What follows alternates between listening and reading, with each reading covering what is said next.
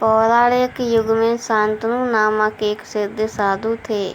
इनकी पत्नी भी एक सिद्ध धर्मपरायण नारी थी। कहानी उस समय की है जब शांतनु और उनकी पत्नी बहुत वृद्ध हो चुके थे और उनकी आंखों की रोशनी भी चली गई थी। इन दोनों का एक पुत्र था जिसका नाम था श्रवण कुमार। श्रवण कुमार बहुत ही सरल स्वभाव का व्यक्ति था। माता पिता के लिए उसके मन में बहुत प्रेम एवं श्रद्धा थी। वो दिन रात अपने माता पिता की सेवा करता था। अपने माता पिता का बच्चों की तरह लालन पालन करता था। उसके माता पिता भी स्वयं को गौरवशाली महसूस करते थे और अपने पुत्र को दिन रात हजारों दुआएं देते थे। कई बार दोनों एक दूसरे से कहते कि हम कितने धन्य हैं कि हमें श्रवण जैसा मातृभक्त पुत्र मिला जिसने स्वयं के बारे में न सोचकर अपना पूरा जीवन वृद्ध नेत्रहीन माता पिता की सेवा में लगा दिया। इसकी जगह कोई अन्य होता तो विवाह के बाद केवल स्वयं का हित सोचता और बूढ़े नेत्रहीन माता पिता को कहीं छोड़ आता और खुशी से अपना जीवन यापन करता। जब ये बात श्रवण ने सुनी तो उसने माता पिता से कहा कि मैं कुछ भी भिन्न नहीं कर रहा हूँ, यह मेरा कर्तव्य है।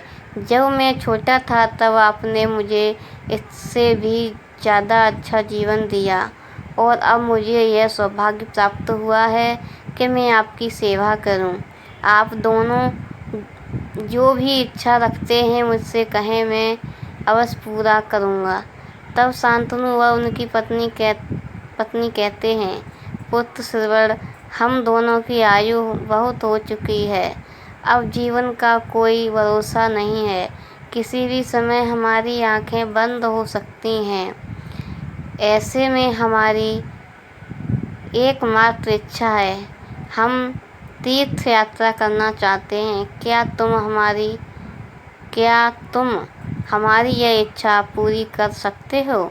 श्रवण कुमार अपने माता पिता के चरणों को पकड़कर अत्यंत प्रसन्नता के साथ कहता है, हाँ पिताश्री, यह तो मेरे लिए परम सौभाग्य की बात होगी कि मैं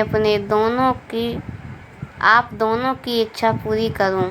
श्रवण अपने माता पिता को तीर्थ करवाने हेतु एक कावड़ तैयार करता है जिसमें एक तरफ शांतनु एवं दूसरी तरफ उनकी पत्नी बैठती है और कावड़ के डंडे को अपने कंधे पर लाद कर यात्रा शुरू करता है। उसके हृदय में माता पिता के प्रति इतना स्नेह है कि उसे बहुत कावड़ का लेश मात्र भी भारी नहीं लगता। अपने पुत्र के इस कार्य को देखकर माता पिता प्रसन्न होकर उठते हैं और वे पूरे रास्ते अपने पुत्र को दुआएं देते चलते हैं।